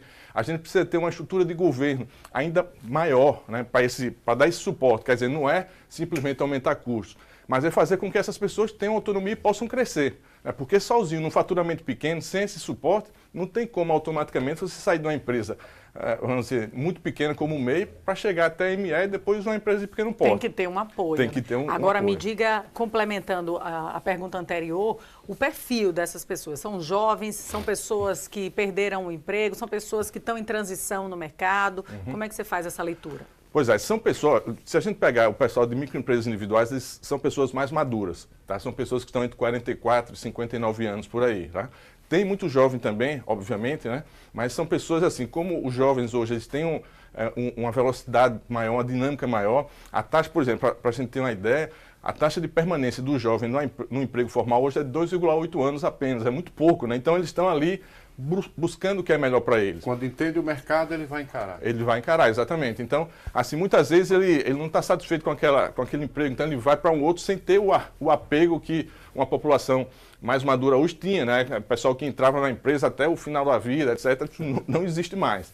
Então, são pessoas assim, mais maduras, né, do pessoal que está empreendendo, mas tem um jovem também até 30 anos que já começa a empreender. Só que esse tem uma dinâmica maior, né? E aí esse pessoal está muito envolvido com as questões de tecnologia digital, né? Um pessoal que também precisa de um suporte para a inovação e de um suporte para outros serviços e também de um crédito sob medida especificamente para inovação, que é muito mais difícil até do que uma empresa tradicional.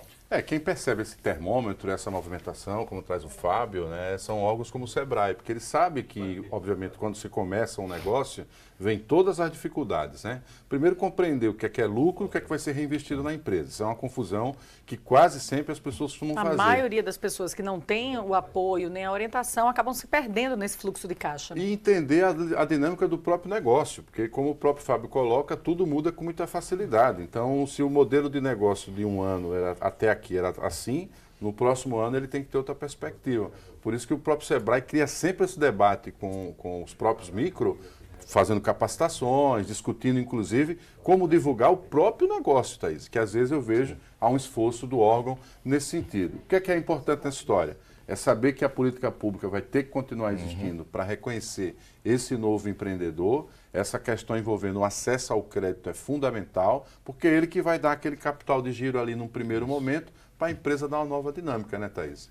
É isso. E a mensagem que fica é: coloque na balança, Fábio. Coloque na balança. Exatamente. É colocar na balança, pesquisar, fazer o planejamento e nos procure no Sebrae, né? Nos demande, antes até de tomar uma decisão de sair do emprego e montar uma empresa, tá? Enquanto você ainda está ali, né, com todas as seguranças institucionais, vamos dizer assim, nos procure para a gente sentar, bater um papo, fazer um planejamento, tá? Que a gente tem consultorias ali de 1 hora, que você agenda com um consultor financeiro, um profissional que está habilitado para isso, e vai lhe dar toda a orientação para você sair, pelo menos com, vamos dizer assim, uma bússola ali sobre o que fazer nos próximos meses, né? Para você não tomar uma decisão emocional, né? Movida pela emoção, ou não tomar uma decisão com base em alguma coisa que você não pode evitar, eventualmente um desligamento, alguma coisa nesse sentido. Então, é importante fazer o planejamento quando ainda estamos numa situação, vamos dizer assim, de tranquilidade. Numa segunda via, vamos pensar assim, para quem não está conseguindo emprego mais com carteira assinada, até porque a gente está vivendo uma onda de terceirização e pejotização.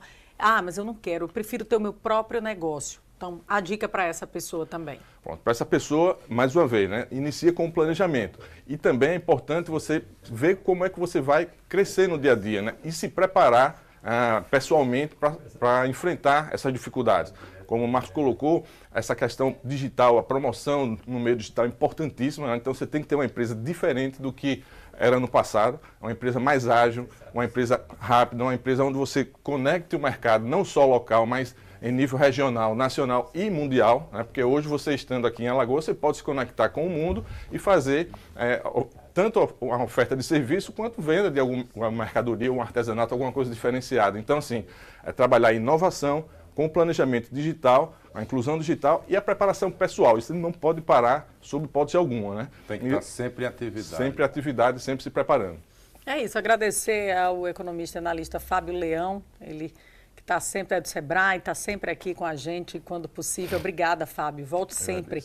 É importante a gente destacar, ainda mais um assunto que desperta o interesse de grande parte da população, que vive momentos de perda de emprego, de transição de carreira ou de tomada de decisões que precisam realmente desse start, né? Para você escolher o sinal verde e não ficar ali no sinal amarelo ou correr o risco de ficar paralisado ou tendo prejuízo em algum negócio aí. A gente vai para mais um rápido intervalo aqui da Revista Gazeta e daqui a pouquinho a gente volta para falar sobre cultura. Eu volto já.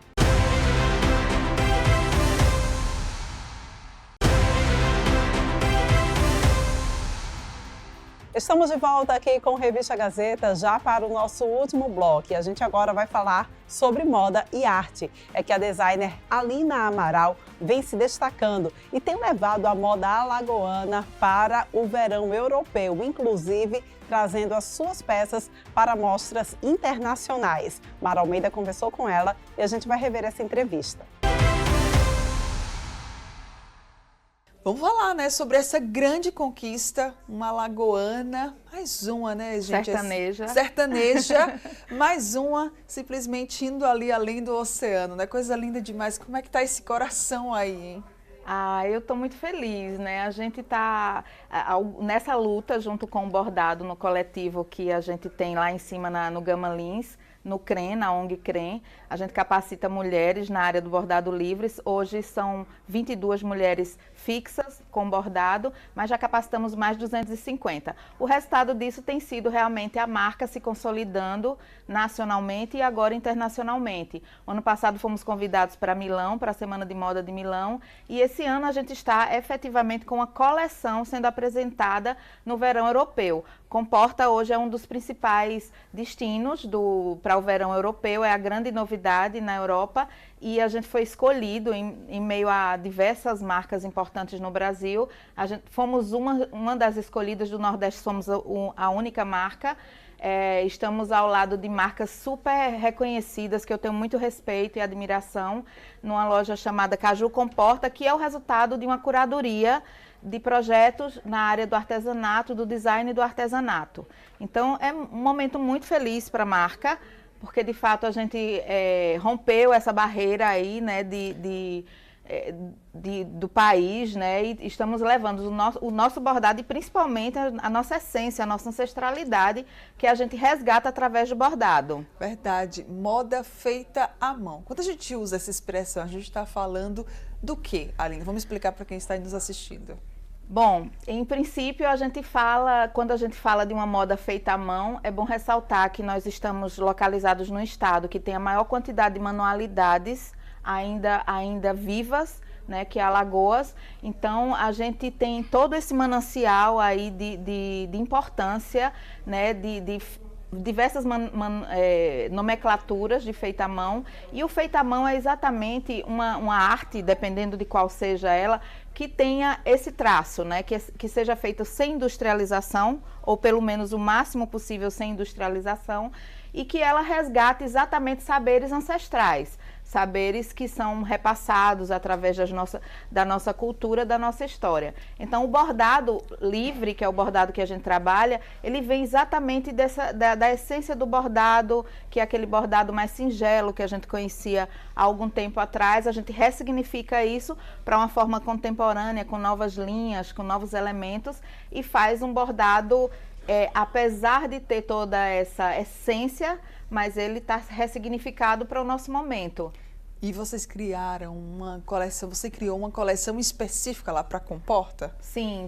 Quando a gente recebeu esse convite em dezembro passado, foi um convite feito pela curadora, uma importante curadora que é brasileira, mas que mora em Portugal.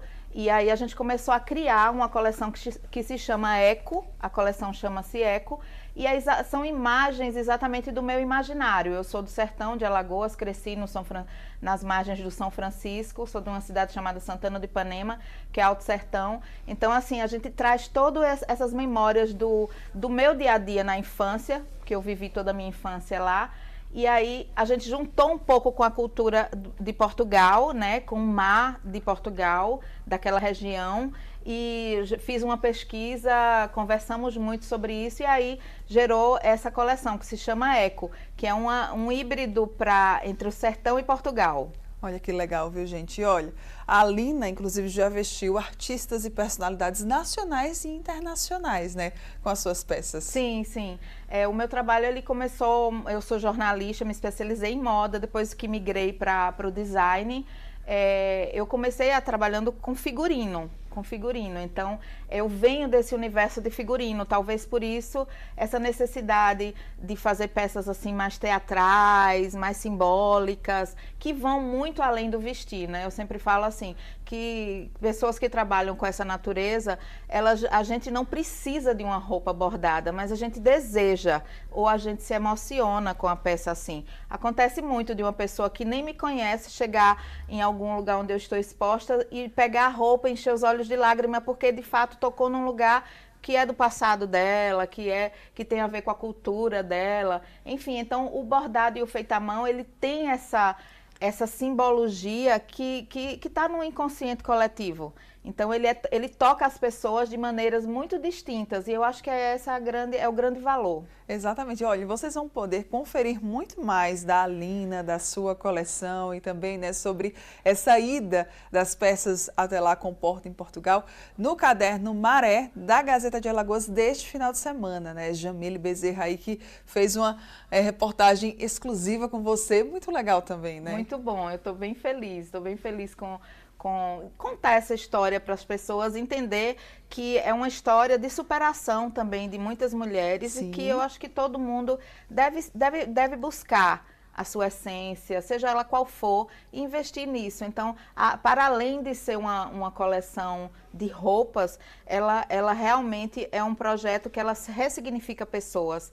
Não só a mim, como uma pessoa que ressignifiquei até minha carreira com esse trabalho, mas ressignifica pessoas que estão encontrando no bordado uma fonte de renda e uma fonte de prazer também. Verdade. A gente está vendo aqui, conferindo algumas dessas peças, né, que foram feitas pela Alina. Essas estão indo para Portugal, Sim, Alina? Essa é a coleção exatamente que está em Portugal hoje. Foi lançada na última semana e já estão por lá, já recebi alguns feedbacks, as pessoas já estão falando comigo no Instagram, falando do prazer de ter peças feitas à mão, porque além de ser um bordado, como vocês podem ver, é uma grande quantidade de bordado, então não é só um detalhezinho, verdade. É uma roupa realmente bordada de verdade, então a gente está muito feliz com essa nova fase. Coisa boa. Alina, muito obrigada pela sua participação aqui junto com a gente mais uma vez no Gazeta News, edição da manhã. Quem quiser conhecer mais sobre esse seu trabalho incrível, como é que pode fazer? Então, vocês podem acessar o meu Instagram, que é Alina Amaral Oficial, ou o site que está sendo colocado no ar por esses dias, alinaamaral.com.br. E aí vocês podem ter acesso no site e no Instagram, vocês têm todas as linhas de contato com a gente, e qualquer dúvida é só entrar em contato com a gente nas redes sociais. Alina, muito obrigada mais uma vez. Obrigada a vocês. Trabalho belíssimo, impecável, gente. Eu fico daqui babando e, é claro, também muito orgulhosa por essa alagoana aí que agora está, olha, expandindo ainda mais o seu trabalho. Obrigada, viu? Obrigada. Parabéns a você e a todas as outras bordadeiras aí que fazem parte. Verdade. Da próxima vez eu trazê-las. Por favor. E a cantora Mel Nascimento lança nesse mês de julho, mês emblemático para a luta antirracista, o seu novo clipe Ô Mulher. A música é um tributo à ancestralidade e ao protagonismo da mulher negra aqui em Alagoas. Ô mulher, cadê tu? Cadê tu? Ô mulher, cadê tu? Cadê tu? Ô mulher. Moro na beira da lagoa, numa mistura tão boa que une as pessoas desse mar e José. Levem-se embora daqui a pouco é outra hora nas alagoas de um povo de fé. O tempo passa sem tu perceber, mas quem sabe é você se quer ir ou ficar. Mulher, deixa de prosa, se aveste, vamos embora que o mundo tá lá fora, eu quero te levar. Ô mulher, cadê tu? Cadê tu? Ô mulher, cadê tu? Cadê tu? Ô mulher. que lindo! O clipe ele só chega, né?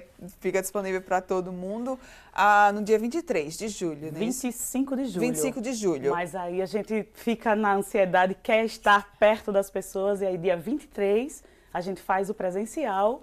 Então tem essa né? Esse pré-lançamento que eu chamo, que é todo mundo pertinho, e dia 25 vai estar em todas as plataformas. Então, dia 25 vai estar disponível em todas as plataformas, mas no dia 23 vai ter evento gratuito e você, é claro, pode participar. Daqui a pouco a gente traz os detalhes. Mas eu queria saber mais da música, né? Por que fazer esse clipe dessa música? Essa música, inclusive, ela já tem, né, há um tempo? Tem sim, ela foi lançada como single em 2021. E aí fica sempre aquela coisa pulsante, e agora, vamos fazer o que ainda com esse projeto? É um projeto que vem para falar sobre essa ancestralidade. Sim. No mês da Mulher Negra, é justamente para a gente chamar para isso a questão da luta, mas a questão também da festa e da liderança, né? Que a Mulher Negra ela consegue ter em todos os espaços aqui em Alagoas, e as coisas estão muito em ascensão. Então, vamos fazer um clipe, e aí consegui apoio a partir da lei Paulo Gustavo, né? Financiado por uma lei. E tá aí na rua, muitas mulheres envolvidas, assim, eu sou suspeita, né? Eu já assisti várias vezes, fiz algumas mudanças, e agora eu não vi ainda a versão final. A versão final. Eu também estou curiosa. Você também vai descobrir dia 25 de julho. Provavelmente. Que legal. E no dia 23, em falar sobre esse Pocket Show com entrada gratuita, é isso mesmo? Sim, é uma atividade que a ideia é só fazer esse ajuntamento. Tem um tempo que eu não faço show, principalmente show autoral, né? Que é uma coisa pulsante também em mim, participar de coisas que tragam a música autoral alagoana para frente. Sim. E aí eu disse, não, vamos lá, vamos para o Teatro Homerinho, vamos fazer essa brincadeira acontecer, todo mundo. E aí tem a participação dos Verdelinhos, né, que é um grupo que eu já tenho, né, eu sou apaixonada por esse grupo, e dessa vez eles chegam de uma forma muito bonita, já que eles abriram as portas da sede deles, né, a Casa de Taipa, lá na Xanda Jaqueira, que para mim é emblemática porque é na periferia, então tem todo um recorte aí que a gente traz. Não é só um clipe, né? É um movimento. Acho que é um movimento. Eu fico emocionada, real, de falar sobre isso, porque realmente é tocar música alagoana de um jeito muito responsável e trazendo muitas mulheres para dentro dessa brincadeira. Então, os Verdelinhos também faz parte desse processo, é quem está levando o coco com muita força, né, aqui em Alagoas, e disseram, não, quer fazer o clipe aqui? Vem-te embora, e eu fiz, né, participação das mulheres também, é uma coisa que eu fico me arrepiando. Ai, que bom! É muito importante isso. É um projeto que dá orgulho, né? Mas, de novo, sou suspeita em falar. E, Mel, quanto tempo durou a gravação do clipe? Olha, a gravação em si foram 3 dias. Porém, Caramba. É um processo muito denso, tem um roteiro, tem um pré-roteiro, mas quando diz assim, treino é treino, jogo é jogo, quando diz vamos gravar, a gente precisa pensar muito rápido, porque tem a chuva, tem o sol, tem o vento, tem a lua que chegou, entendeu? E aí a gente precisa fazer muita coisa antes e muita coisa depois para que a coisa flua. E assim, uma coisa que eu preciso pontuar é que a música é de Arnaud Borges e é de Ribeiro. A direção do clipe é do Arnaud Borges. Então, assim, tem uma entrega, né, do compositor, do parceiro da arte também, e de toda a equipe, backstage também. O Fabinho Oliveira incrivelmente fez a coisa acontecer. Eu tô feliz. Ai, que bom. É isso que importa, né, gente? Sempre. E, Mel, esse Pocket Show do dia 23 de julho, você não estará sozinha, né? Você vai ter companhias. Como é que vai ser? O que você está pensando ali, planejando? Olha, a programação tá bem bonita. Uma coisa que eu preciso pontuar antes que eu esqueça é que vai ter interpretação em Libras. Então, por favor, comunidade surda, por gentileza, compareça. E vai ter Del Cavalcante, Misael Dantas e Kleber Vieira na banda comigo. Terá os Verdelinhos, terá uma participação da equipe do projeto falando sobre o clipe e vai ter um momento ímpar, que é a exibição do clipe. Ai, que lindo! Vamos então cantar mais? Por favor. Só para o pessoal sentir um gostinho de como é que vai ser lá no dia 23. Vamos lá. Boa noite, povo, que eu cheguei mais outra vez apresentar meu baianá. Boa noite, povo, que eu cheguei mais outra vez apresentar meu baianá. Eu vou fugir para um mundo diferente, onde bichos e toda feito, gente, vão pular e querer se divertir. Eu vou fugir e encontrar outro planeta, e no disco ou num rabo de um cometa, não me peçam que eu vou sair daqui. Aê, você falou que tem a participação de outras mulheres, né? E tem uma aqui em especial que eu tô vendo, que é a Elisete, mais conhecida como Negona do Amendoim. Conta essa história pra gente, meu Nascimento. Quem não conhece Elisete, a Negona do Amendoim, que eu conheci por aí sempre, fazendo muita festa onde chega. E aí ela foi abraçada pelo Samba da Periferia, né, que tem um trabalho incrível, né, lá no Bombar. E Elisete sempre passando, ai, minha filha, não sei o quê, aquela coisa toda bonita. E eu disse, a estrela dessa brincadeira, assim, me ver cantar, é só chegar lá no YouTube e me acha. Mas disse, a mulher desse Ô Mulher não sou eu. E aí foi quando eu disse, eu tava no Samba da Periferia, e aí ela passou, e aí, não sei o que, eu disse, é ela. Aí a menina que tava comigo, quem? Que? Ela do clipe, pronto. E aí a gente foi movimentando. Elisete, tá a coisa mais linda do mundo, assim. Eu acho que essa mistura do orgânico com as artes, ela fluiu. Tá bonito. Bora? Ai, eu já tô agora aqui ansiosa também para ver esse clipe. Como é que o pessoal pode comparecer, né, lá no Teatro Homerinho, dia 23 de julho? Os ingressos estão sendo distribuídos a partir do Simpla. Certo. Né? O link tá na minha bio, @melnascimento. É só chegar lá, baixa, cada pessoa consegue baixar 2 convites. E assim, lembrando que é acesso limitado, né? Sim, a única limitação local, né? Por causa do tamanho do local, que é o Homerinho. Eu acho que é o primeiro show que eu vou fazer e eu acho que eu vou como é que tá a gostar. expectativa? Eu tô ansiosíssima. Depois da visita técnica, eu comecei a me ver no palco do Homerinho. E assim, linda, vai né? ser emocionante, pelo menos pra mim. Eu já tô dentro, né? E vocês? Pois é, viu? Olha, 19 horas do próximo dia 23 de julho, semana que vem, lá no Teatro Homerinho, tem então esse pré-lançamento do clipe Ô Mulher, da Mel Nascimento. Mel, pra gente fechar, podemos ter mais uma música e depois você faz o convite pra todo mundo. Beleza. Vou fazer primeiro o convite. Tá certo.